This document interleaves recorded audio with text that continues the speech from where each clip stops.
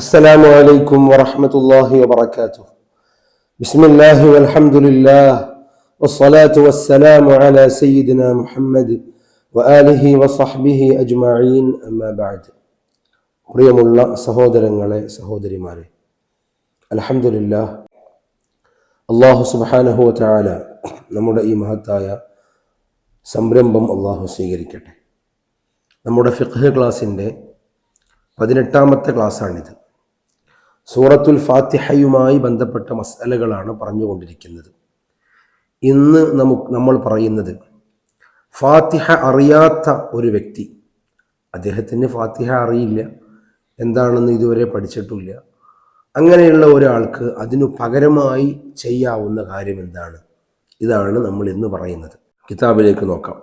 വമൻ ലം യുഹ്സിനിൽ ഫാത്തിഹത ലസിമഹു സബ്ഉ ആയാത്തിൻ.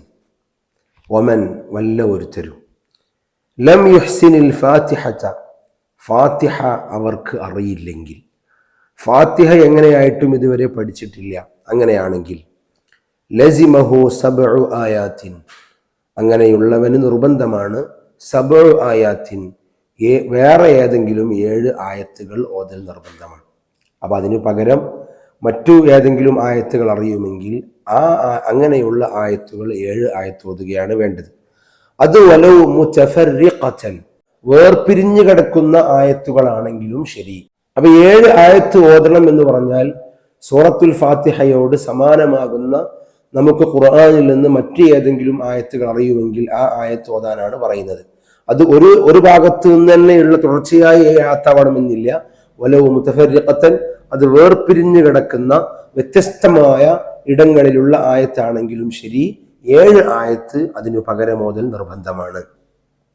ഇനി ഒരാൾക്ക് അതും കഴിയില്ലെങ്കിലോ, ഫഇല്ലം യുഹ്സിൻ ഖിറാഅതഹു, അങ്ങനെ അതിനു പകരം 7 ആയത്ത് ഓതാൻ അവനിക്കറിയില്ലെങ്കിൽ ലസിമഹു സബ്ഉ അദ്കാരിൻ, 7 ദിക്റുകൾ അവൻ ചൊല്ലൽ നിർബന്ധമാണ്. 7 ദിക്ർ അവനിക്ക് ചൊല്ലാൻ കഴിയും.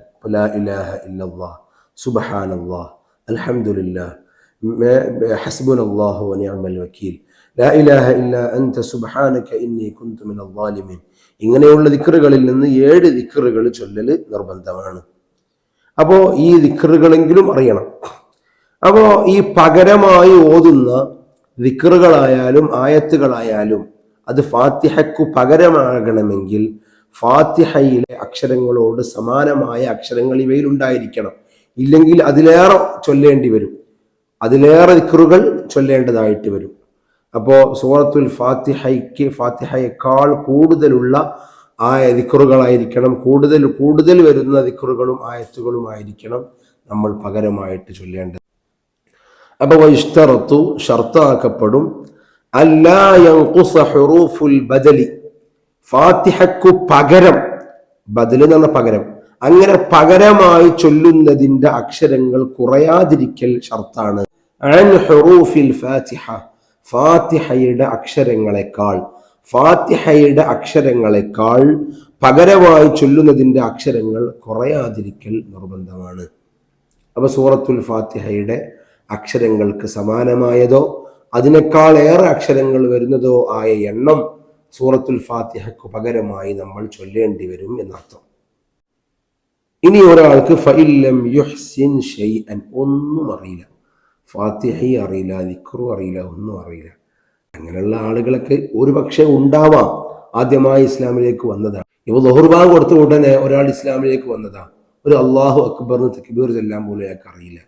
ഒന്നും ഓതണ്ട, ഒന്നും ചെല്ലണ്ട, ഞങ്ങളെപ്പോലെ മിണ്ടാതെങ്ങനെ ഞങ്ങളെ കൂടെ നിന്നാൽ മതി എന്ന് പറയാൻ പറ്റണമെങ്കിൽ ഓപ്ഷൻ വേണ്ടേ? അതിന്റെ ഓപ്ഷനാണ് ഈ പറയുന്നത്.